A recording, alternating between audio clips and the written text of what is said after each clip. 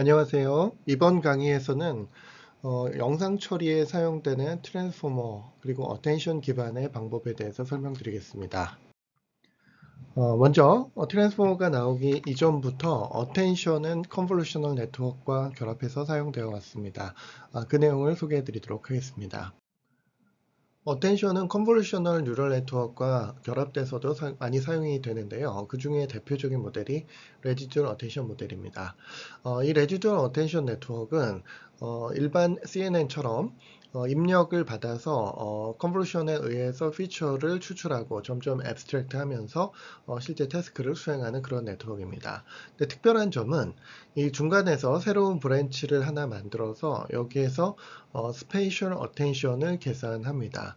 이 어텐션 브랜치는요, 어텐션 맵을 만들어내는데 이 어텐션 맵은 어떤 파트를 더 중요하게 보고 어떤 파트를 좀 덜 중요하게 봐야 하는지를 추정하는 브랜치입니다.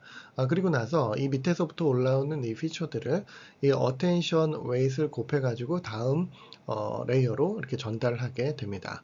이렇게 되면은 중요하다고 판별한 그쪽 그 피처들은 또 증폭돼서 또는 보존되어서 전달이 되는 반면에 중요하지 않다고 판별된 그러한 영역의 피처들은 거의 0에 가까운 값이 되어서 전달되기 때문에 두 가지 중요한 특성을 갖게 됩니다. 첫 번째는 어텐션이 중요하다고 하는 그 중요한 파트에 포커싱을 할 수 있게 되는 것이고요.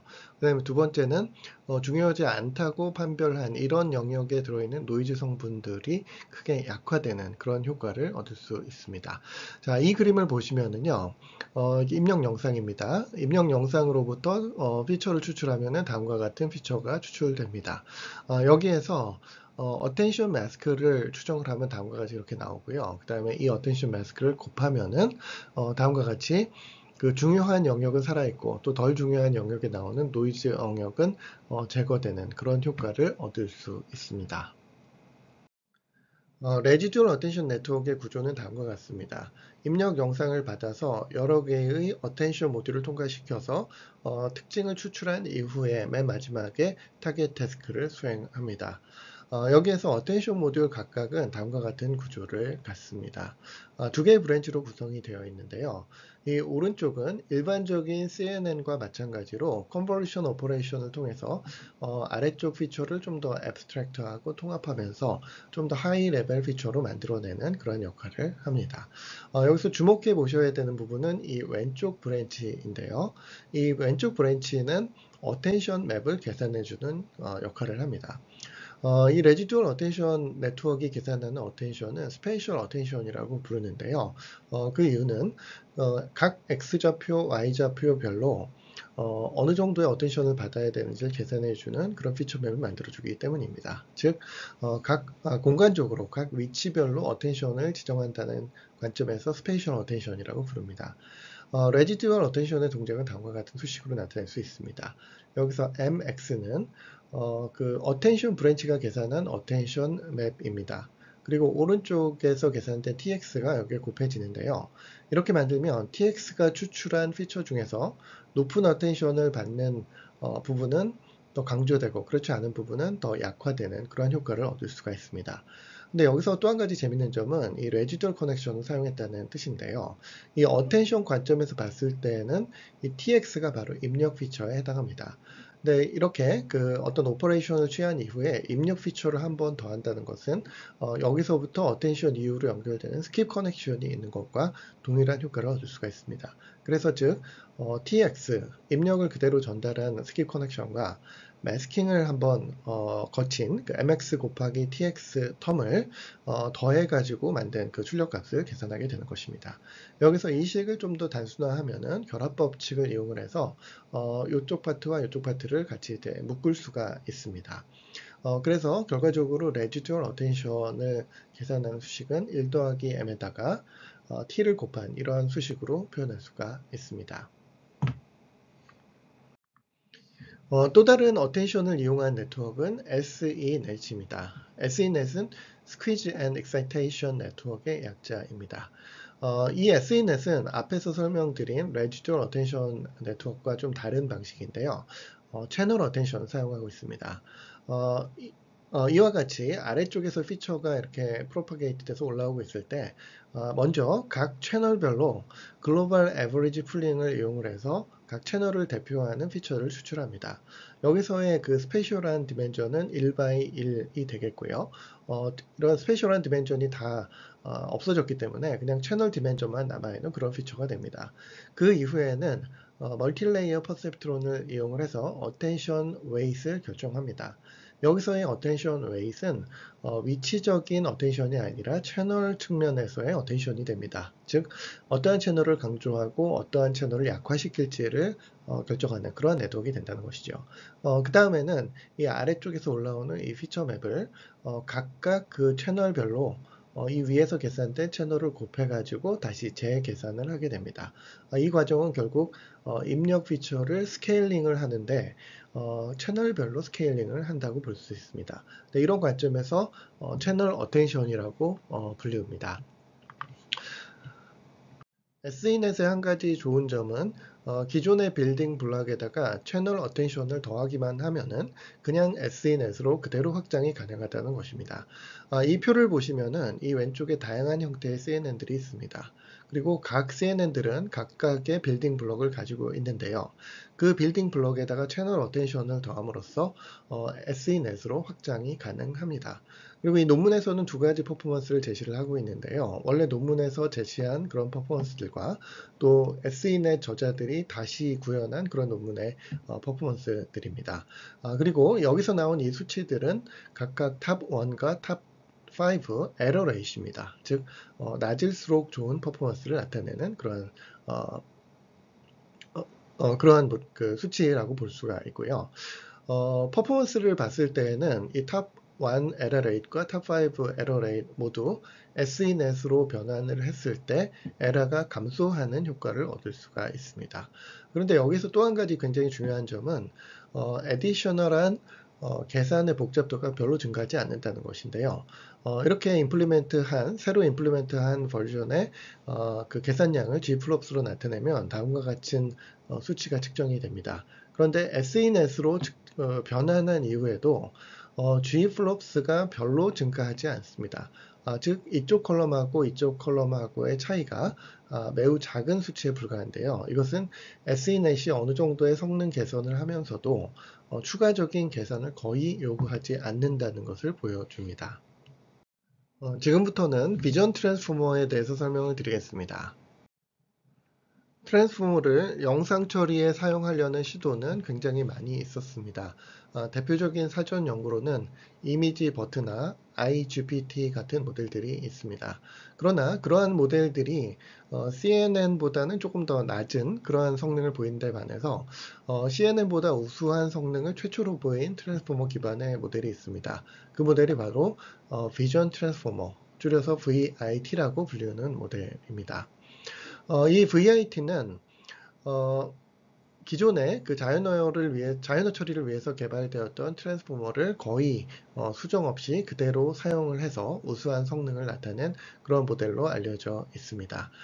그리고 실제적으로는 트랜스포머를 이용을 해서 CNN을 넘어서는 성능을 얻어내는 것이 쉽지가 않습니다. 근데 특히 VIT에서 사용한 방법은 아주 대규모의 데이터셋을 이용한 라지 스케일 프리트레이닝을 통해서 트랜스포머의 잠재력을 크게 끌어낸 것입니다. 그래서 이미지넷에 대해서 88.5%의 탑 1 어큐레시, 그리고 이미지넷의 테스트셋을 좀 더 리파인해서 만든 이미지넷 리얼이라는 데이터에 대해서는 90.72%라는 성능을 얻어냈습니다. 이러한 성능이 CNN으로 얻어낸 가장 높은 성능보다도 더 높았기 때문에 그 트랜스포머로서 컨볼루셔널 네트워크를 추월한 최초의 모델로 기록되었습니다. 트랜스포머 기반의 VIT하고 그 당시까지 영상 처리에서 가장 좋은 성능을 보였던 컨볼루션 네트워크를 비교하면은 인덕티브 바이어스를 얼마나 사용하느냐에 있습니다. CNN은 그 자체로서 그 사람이나 동물의 시각 과정을 모방해서 만든 네트워크이고요. 그렇기 때문에 바이올로지에서 발견된 여러 가지 사람의 시각 처리 특성을 네트워크의 구조와 동작 방식에 녹여 넣었습니다. 네, 그런 것들을 인덕티브 바이어스라고 부른다는 것이죠. CNN이 가지고 있는 몇 가지 인덕티브 바이어스는 다음과 같은 것들이 있습니다. 자, 먼저 지역적인 특징을 추출한다는 것이고요. 실제 사람의 시세포나 그 뇌세포들이 지역적인 특징을 먼저 추출하고 그것들을 조합해서 점점 복잡한 피처를 학습하는 것으로 알려져 있습니다. 이런 관점에서는 CNN은 한 번에 하나의 커널을 이용을 해가지고 지역적인 특징을 점점 조합해가는 그러한 폴리시를 취하고 있습니다. 두 번째는 트랜슬레이션 이퀴베리언스라고 하는 특징이 좋다는 것인데요. 이렇게 그 지역적인 특징을 여러 위치에서 추출을 하되 그 입력 피처 맵에서 특정 위치에서 특정한 패턴이 발견되었다면 그러한 것이 출력 피처 맵에 그 유사한 위치에서 나오도록 그렇게 처리를 한다는 것입니다. 이러한 성질을 트랜슬레이션 이퀴베리언스라고 하는데 트랜슬레이션 이퀴베리언스라는 성질이 영상 처리에 좋다라는 어썸션이 포함된 구조라고 볼 수가 있습니다. 반면에 트랜스포머는 이와 같은 인덕티브 바이어스, 즉 어썸션이 거의 적용되지 않았습니다. 실제로 이 안에서는 멀티헤드 어텐션과 피드 포워드 네트워크의 조합만으로 대부분의 연산을 처리를 한다는 것이죠. 그러면 이 트랜스포머는 어떻게 난리지를 학습하느냐? 네, 인덕티브 바이어스에 의존하는 대신에 모든 그 난리지를, 거의 모든 난리지를 학습 데이터로부터 직접 학습하는 데 있습니다. 그러나 이 점은 양날의 검으로서 작용을 하는데요. 좋은 점이라면 특정한 가설에 얽매이지 않고 데이터로부터 직접 학습한 난리지를 이용한다는 것이 좋은 점이고요. 나쁜 점은 인덕티브 바이어스가 어떤 학습 과정을 가이드해 주지 않기 때문에 정말 많은 숫자의 학습 데이터를 요구한다라는 점이 있습니다. 실제 이 VIT에서는 정말 많은 숫자, 즉 14밀리언 또는 300밀리언 정도의 학습 데이터를 사용했을 때에만 우수한 성능을 보였다라고 리포트를 하고 있고요. 그 후속 논문에서도 데이터가 충분히 많은 상황 속에서는 트랜스포머 기반의 모델이 우수한 성능을 보이고 그렇지 않은 상황, 즉 학습 데이터가 제한된 환경에서는 컨볼루셔널 뉴럴 네트워크가 더 좋은 성능을 보이는 경우가 많습니다.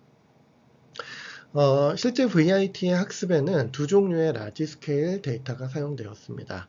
첫 번째는 이미지넷 21K라고 하는 데이터입니다. 이 데이터는 약 14밀리언 정도의 이미지가 포함되어 있고요. 클래스의 숫자는 21,841개가 포함되어 있습니다. 그래서 21K라는 이 이름은 여기에서 나온 숫자이고요. 그리고 21,841개를 반올림을 할 경우에는 22,000개가 되기 때문에 이미지넷 22K라고 불리우기도 합니다. 이 데이터는 프리트레이닝에는 사용되지만 실제 인식키를 만들거나 성능 평가에는 직접 사용하기 좀 어려운 점이 있습니다. 그 이유는 이 데이터가 가지고 있는 21,000개의 클래스가 서로 오버랩이 있다는 것입니다. 예를 들면은 의자 클래스가 있고요. 또 가구 클래스가 있습니다. 의자는 사실은 가구에 포함되기 때문에 이렇게 되면 클래스가 오버랩 돼가지고 성능 평가를 제대로 하기가 좀 어렵다는 단점이 있습니다. 두 번째 데이터는 구글 내부에서 수집해서 공개하지 않고 그 내부에서만 사용하는 데이터입니다. 이 데이터를 JFT 데이터라고 하고요. 300밀리언 개의 이미지를 가지고 있는 버전을 JFT 300밀리언이라고 얘기를 합니다. 이 안에는 약 18,000개 정도의 클래스가 포함이 되어 있고 레이블을 사람이 수작업으로 하지 않고 여러 가지 모델들을 이용한 오토매틱 아노테이션에 의한 레이블을 가지고 있습니다. 따라서 이 레이블 자체가 어느 정도 그 모델의 퍼포먼스가 완벽하지 않기 때문에 오류를 가지고 있다라고 볼 수 있습니다. 따라서 이 JFT 데이터도 어떤 성능 평가에는 직접 사용되기는 어렵고 모델의 프리트레이닝에 주로 사용되는 데이터입니다. 자, 트랜스포머를 영상에 적용하는 데 있어서 한 가지 되게 중요한 문제점은 셀프 어텐션이 그 데이터 개수의 제곱에 비례하는 그런 컴퓨테이셔널 코스트를 갖는다는 것입니다. 영상 같은 경우는 워낙 많은 숫자의 화소로 구성이 되어 있어서 그냥 트랜스포머를 사용할 경우 지나치게 계산량이 많아지게 됩니다. 이전 연구에서도 이 문제를 해결하기 위해서 여러 가지 방식들이 제안이 되었는데요. 이 비전 트랜스포머 VIT에서 사용한 방식은 패치 임베딩을 통해서 일단 그 픽셀을 하나하나 단위로 어텐션을 계산하는 것보다는 패치 단위로 계산을 하는 그런 방식을 취했고요. 그리고 또한 라지 스케일 프리트레이닝을 통해서 굉장히 풍부한 날리지를 많은 데이터로부터 학습하자, 이러한 두 가지 정책을 취하고 있습니다.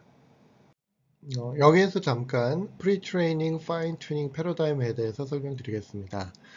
딥러닝에서 상당히 중요한 이슈는 타겟 태스크에 대한 데이터를 각각 수집하기가 쉽지 않다는 것입니다. 여기에 대한 대안으로 트랜스퍼 러닝, 즉 전이학습이라고 하는 테크닉이 많이 사용되고 있습니다. 전이학습의 아이디어는 다음과 같습니다. 일단 타겟 데이터는 그렇게 많이 수집하기가 어렵습니다. 그러니까 소량의 타겟 데이터만이 사용 가능하다는 상황이고요. 여기에서 데이터 부족을 극복하기 위해서 정확히 똑같지는 않지만 비슷한 태스크를 위해서 수집된 대규모 데이터를 이용을 해서 난리지를 획득하고 그 난리지를 전이해 가지고 타겟 태스크에다가 적용하겠다. 네, 이러한 아이디어입니다. 일반적으로 프리트레이닝 파인 튜닝 패러다임은 타겟 태스크와 그 상당히 유사한 태스크, 즉 지식을 공유해서 사용할 수 있는 그 데이터셋에다가 그 모델을 프리트레이닝 합니다. 이 프리트레이닝 하는 방식은 슈퍼바이스드 러닝, 지도학습을 사용할 수도 있고 또는 언슈퍼바이스드 러닝이나 셀프 슈퍼바이스드 러닝을 사용할 수도 있습니다. 이렇게 하면 정확하게 타겟 태스크의 데이터와 일치하지는 않지만 워낙 대규모의 데이터로부터 지식을 획득하기 때문에 풍부한 지식을 뉴럴 네트워크에 학습을 하게 됩니다. 그 다음에 그 네트워크의 피처 익스트랙션 레이어, 즉 백본을 전이해서 타겟 데이터에 대해서 추가 학습을 조금 더 하면은 그냥 타겟 데이터만 가지고 학습하는 경우보다 훨씬 우수한 성능을 얻을 수가 있습니다.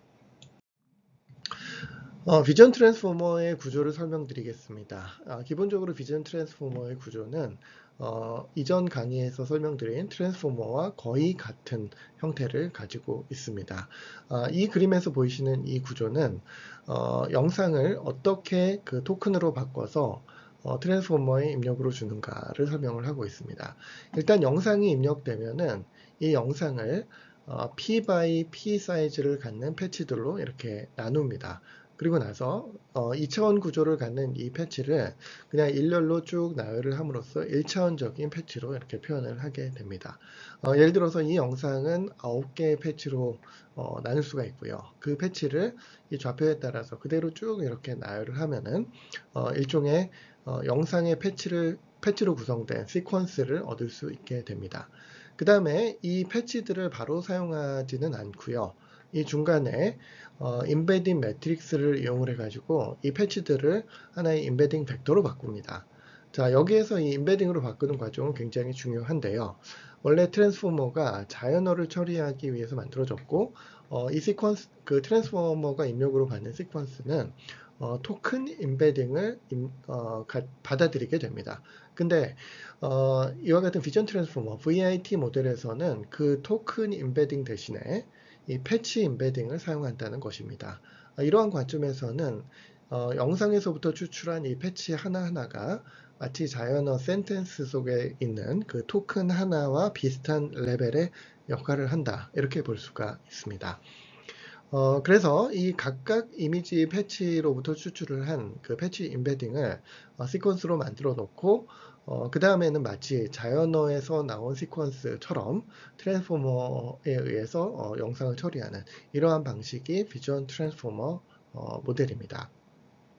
여기서 한 가지 좀 설명드릴 부분은 그 입력 시퀀스의 맨 처음 요 위치를 클래스 정보를 다루는 그러한 타임 축으로 이렇게 그 계산을 합니다. 그래서 이 영상 자체가 어떤 클래스 정보가 있을 때에는 클래스의 임베딩을 이 0번 타임에 집어넣게 되는 것이고요.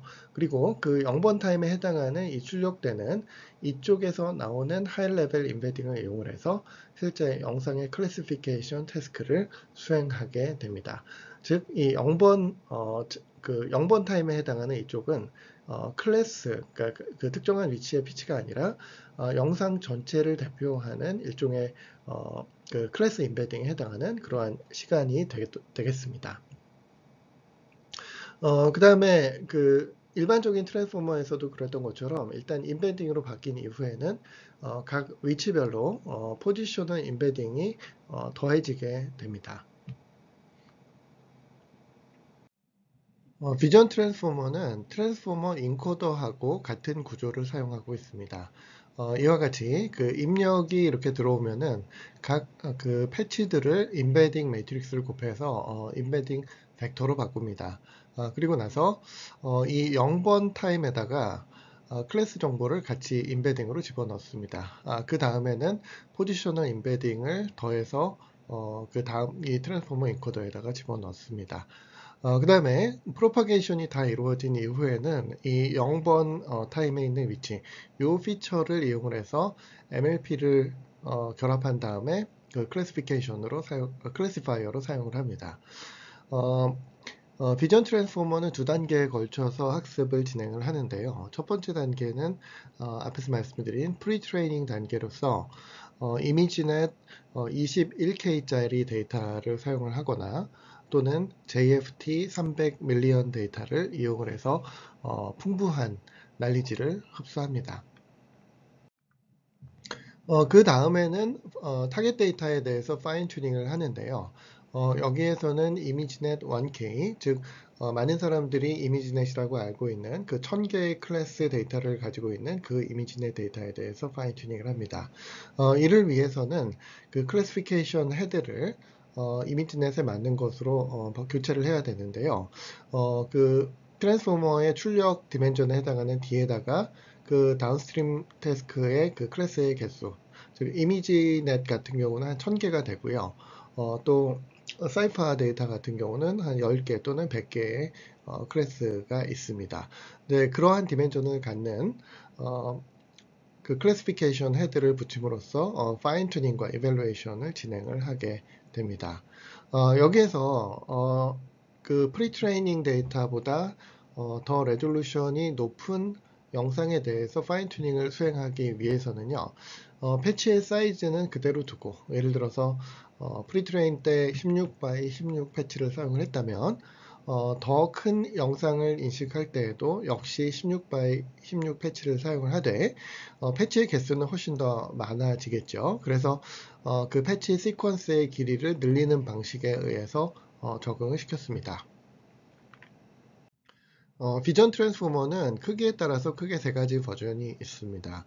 이 세 개의 버전은 각각 그 레이어의 개수도 다르고 히든 디멘전도 다릅니다. 그리고 MLP 서브 레이어, 즉 그 피드 포워드 서브 레이어에 들어가는 그 히든 디멘전도 다르고요. 그리고 헤드의 개수, 멀티 헤드 어텐션의 그 헤드의 개수도 다릅니다. 그 결과 파라미터도 이렇게 86 밀리언에서 632 밀리언까지 다양한 크기를 갖고 있습니다. 비교 실험을 실시했는데요. 여기에 사용된 기존 소타 모델로는 BIT라고 하는 모델, Big Transfer Network이라고 하는데요. 일종의 레지넷입니다. 그리고 또 노이지 스튜던트라고 하는 네트워크가 사용이 되었습니다. 그 이미지넷 21K로 학습된 모델은 나름 우수한 성능을 보였지만 기존 소타 모델들, CNN 기반의 소타 모델들보다는 다소 낮은 성능을 보였습니다. 그러나 JFT 모델 같은 경우에는 특히 휴지 사이즈의 모델 같은 경우에는 기존의 CNN 그 가장 높은 성능을 보였던 CNN을 넘어서는 그러한 성능을 보였고요. 그랬을 때 학습에 걸린 시간 역시도 CNN 기반의 모델들이 9.9K 그리고 12.3K 정도의 시간을 요구했던 거에 반해서 훨씬 더 적은 시간이 소요되었습니다. 이 그래프는 학습 데이터의 크기에 따라서 각 모델들이 어떠한 성능을 보이고 있는지를 보여주고 있습니다. 일단 베이스라인 모델로는 BIT라는 모델이 사용되었는데요. 두 가지 버전이 사용되었습니다. 저 위쪽의 그래프는 큰 BIT 모델이고요. 이 아래쪽에 있는 그래프는 작은 BIT 모델입니다. VIT 같은 경우도 여러 가지 버전이 사용되었고요. 이 서클의 크기와 색깔에 의해서 구분을 하고 있습니다. 이 슬래시 뒤에 나오는 이 숫자는 패치의 사이즈를 말하고 있는데요. 이 모델 같은 경우는 32 x 32 패치를 사용을 한 것이고, 이 두 개 모델은 16 x 16, 그리고 VIT 휴지 버전은 14 x 14 패치를 사용했습니다. 먼저 VIT 베이스 버전과 라지 버전을 비교하겠습니다. 일단 이미지넷 데이터, 이 데이터는 1000개의 클래스만을 가지고 있는 기존의 이미지넷 데이터입니다. 이 데이터를 이용을 했을 때에는 VIT 베이스 버전이 라지 버전보다 더 높은 성능을 보였습니다. 이 핑크색이 베이스 버전, 그리고 파란색이 라지 버전입니다. 그런데 트레이닝 데이터의 크기를 이미지넷 21K 약 14밀리언 정도 사이즈로 키웠더니 그게 역전이 이루어졌습니다. 라지 버전이 이 핑크색으로 표시된 베이스 버전보다 더 우수한 성능을 보였다는 것이죠. 그리고 휴지 버전 같은 경우는 JFT 300밀리언으로 학습해야만 제 성능을 얻을 수 있었습니다. 근데 그랬을 때 성능이 다른 그 라지 버전이나 베이스 버전보다 더 우수하고요. 또 물론 이 BIT 라지 버전보다도 더 높은 성능이 나왔습니다. 이와 같은 결과를 보시면 일단 VIT 모델은 데이터가 커질수록 큰 모델이 더 높은 성능을 보이고 있고요. 특히 JFT 300밀리언과 같은 아주 큰 데이터로 학습을 했을 때에는 VIT 휴지 버전이 가장 우수한 성능을 보였습니다. 그리고 추가적으로 이 논문에서는 VIT가 학습한 내용이 무엇인지를 시각화한 그런 결과를 제시하고 있습니다. 이 왼쪽에 있는 이 그림은 VIT의 저 아래쪽 레이어, 그 첫 번째 레이어에서 학습한 피처를 시각화한 결과입니다. 이 그림을 보시면은 영상에서 나타나는 굉장히 중요한 그 프린서플 컴포넌트들을 학습한 것을 볼 수가 있습니다. 두 번째 그림은 VIT가 학습한 포지셔널 임베딩 벡터입니다. 오리지널 트랜스포머는 사인과 코사인을 이용을 한 그러한 방식을 그 포지셔널 임베딩으로 만들었지만 VIT에서는 이 포지셔널 임베딩 자체를 테이블로 만들어서 임베딩을 러닝을 했습니다. 그 결과입니다. 이걸 보시면은 각 그 포지셔널 임베딩이 위치 정보를 잘 반영하고 있다는 것을 확인할 수 있습니다. 그리고 세 번째 그림은 각 계층에서 그 어느 정도 길이의 그 컨텍스트를 참조하고 있는가라는 것을 시각화해서 보여준 것입니다. 여기에서 측정한 메저로는 mean attention distance라는 방법을 사용을 했는데요. 각 위치에서 그 자기 자신에 참조하는 데 필요한 그러한 어텐션들이 이 주변 화소에 이렇게 분산이 되어 있을 텐데 그때 그 average distance를 측정을 했습니다. 그러니까 이 값이 작다는 것은 좁은 영역을 집중적으로 봤다는 뜻이고요. 이 값이 크다는 것은 넓은 영역을 고르게 봤다는 것을 의미합니다. 이 그래프의 가로축은 네트워크의 뎁스를 말하고 있습니다. 이 왼쪽으로 가면 갈수록 아래쪽 레이어를 의미하고요. 저 위쪽으로 가면 갈수록 더 위쪽에 위치한 그 하이 레벨 레이어들을 의미합니다. 그리고 이 칼라는 이 어텐션의 헤드가 되게 여러 개가 있는데 그 헤드들을 이제 구분해주고 있습니다. 일단 이 아래쪽을 보시면은요, 다양한 헤드들이 있는데 어떠한 헤드는 어텐션 디스턴스가 짧고요. 어떠한 헤드는 어텐션 디스턴스가 상당히 깁니다. 이게 의미하는 바는 일부의 헤드들은 주로 로컬 정보를 집중적으로 학습을 한 반면에 또 다른 헤드들은 상당히 넓은 영역, 글로벌한 정보까지도 같이 참조하고 있다는 점입니다. 이 부분은 컨볼루션 네트워크하고 상당히 다른 점인데요. 컨볼루션 네트워크 같은 경우는 한 계층이 그 커널이 커버하는 좁은 영역만을 참조할 수 있기 때문에 기본적으로 그 지역적인 영역만을 볼 수가 있습니다. 그러나 높은 차원으로 가면 갈수록 높은 레이어로 가면 갈수록 아래쪽에 있는 정보를 결합하기 때문에 조금씩 더 넓은 컨텍스트를 보게 된다는 것입니다. 그런데 이 VIT 같은 경우는 이 낮은 영역에서조차 상당히 넓은 컨텍스트를 참조할 수 있다라는 것을 이제 확인할 수가 있었습니다. 이것은 바로 그 어텐션이라는 메커니즘이 위치하고는 무관하게 되게 그 컨텐트 베이스드 어드레싱에 의해서 아무리 먼 곳에 있어도 그래도 그 도움이 되는 피처라면은 가져올 수 있는 잠재력을 가지고 있기 때문입니다. 반면에 점점 높은 쪽 레이어로 가면 갈수록 지역적인 특징은 좀 줄어들었다는 걸 볼 수 있습니다. 그래서 어느 정도 이상부터는 주로 글로벌한 피처 중심으로 그 학습이 이루어졌다라는 걸 확인할 수 있었습니다. 그리고 한 가지 더 말씀을 드리면 데이터의 양이 많았을 때는 이와 같이 로컬 피처와 글로벌 피처가 균형 있게 학습되는 모습을 보였고요. 반대로 학습 데이터가 충분하지 않았을 때는 글로벌한 피처는 어느 정도 학습이 되지만 로컬 피처가 제대로 학습되지 않아서 전체적인 퍼포먼스가 충분하게 나오지 않았다는 시각화 결과를 같이 제시했습니다. 이 다음으로 설명드릴 네트워크는 스윈 트랜스포머입니다. 기본적으로는 비전 트랜스포머를 기반으로 만들었는데 일반적인 CNN이 갖고 있는 멀티 스케일, 멀티 레벨 구조를 갖도록 확장한 그러한 구조입니다.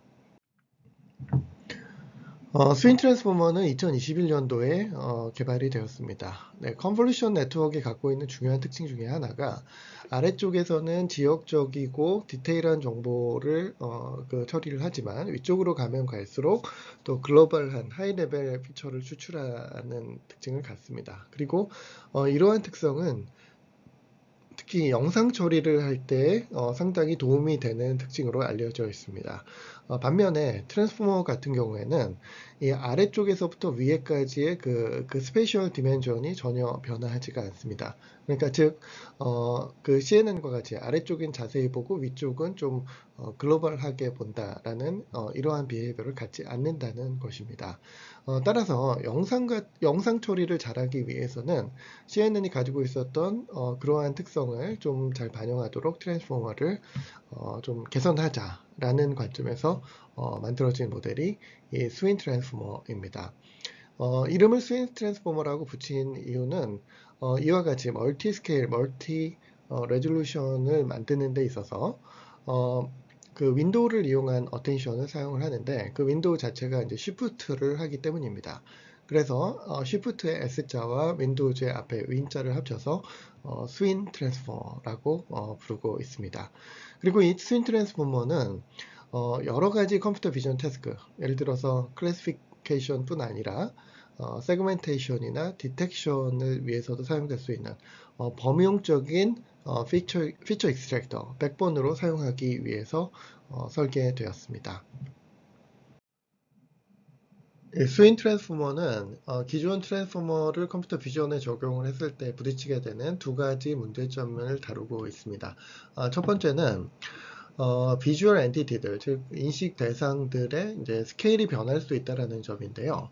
영상에는 오브젝트가 크게 나타날 수도 있고 작게 나타날 수도 있습니다.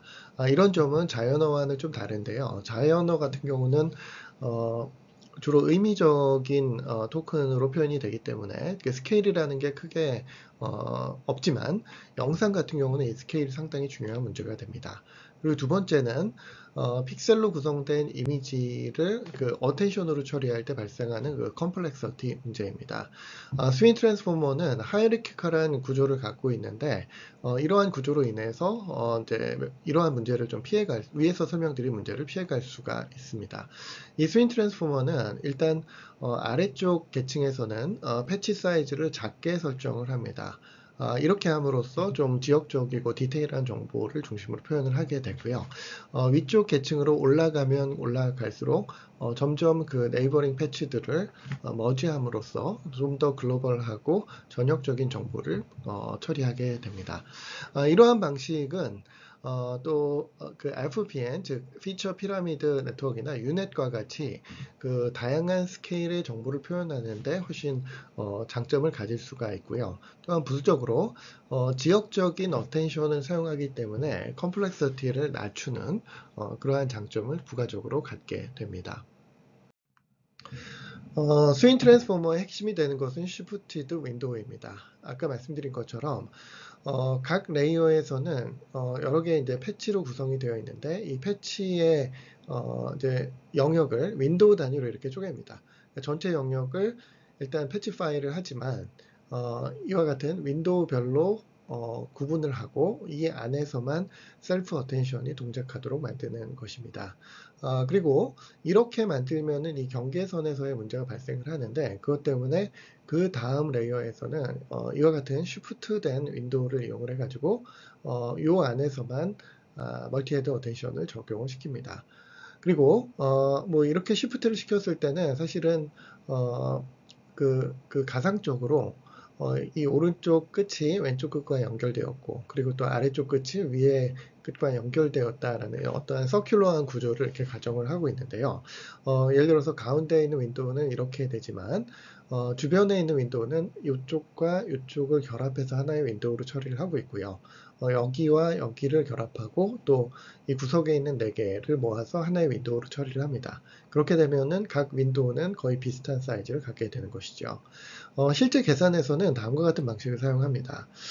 이와 같은 연산을 수행하는 데 있어서 일단은 먼저 쉬프트를 이렇게 한 다음에 그 다음에 이쪽에 있는 그 특징들을 오른쪽에 이렇게 붙입니다. 그러면 일반적인 그 윈도우드 어텐션을 사용을 한 것과 동일한 방식에 의해서 셀프 어텐션을 적용할 수가 있습니다.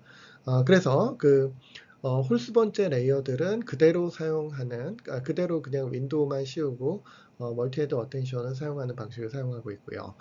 그리고 짝수 번째 레이어들은 이렇게 쉬프트를 시킴으로써 서로 이렇게 그 불연 속성이 서로 교대로 상쇄되는 그러한 효과를 만들어내고 있습니다. 스윙 트랜스포머의 전체 구조는 다음과 같이 생겼습니다. 이 네트워크 전체가 여러 개의 스테이지로 구성이 되어 있습니다. 먼저 입력이 들어오게 되면은 4x4 패치 사이즈의 패치로 분할을 합니다. 그리고 칼라 영상이기 때문에 채널을 3채널을 사용을 하고 있는 거죠.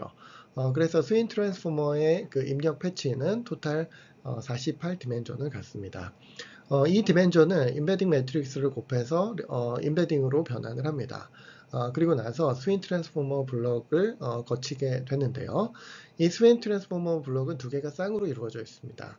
아까 말씀드린 것처럼 윈도우 어텐션을 이용한 WMSA 서브 레이어가 있고요.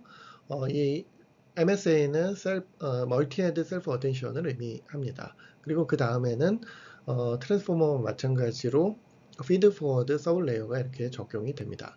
그리고 그 다음에 나올 때에는 WMSA가 아니라 Shifted Window MSA를 사용을 합니다. 그렇게 함으로써 앞에 설명드린 것처럼 그 윈도우와 윈도우의 경계면이 서로 엇갈리도록 하는 것입니다. 스테이지를 넘어가면 넘어갈수록 점점 스페이셜한 레졸루션은 낮추고 있고요. 그러니까 한번 넘어갈 때마다 대충 한 절반 정도씩을 줄이고 있고요. 그 대신에 채널 숫자는 2배씩 이렇게 늘리고 있습니다. 이렇게 함으로써 아래쪽은 디테일인 정보가 포함이 되고 위로 가면 갈수록 글로벌한 하이 레벨 정보가 표현이 되게 됩니다. 따라서 이런 스윙 트랜스포머를 사용을 하면은 그 멀티 스케일 그리고 멀티 레벨 피처를 추출하는데 효과적입니다. 다음은 스윙 트랜스포머의 성능인데요. 이 표에서 이 아래쪽 부분에 있는 값들이 스윙 트랜스포머의 성능입니다.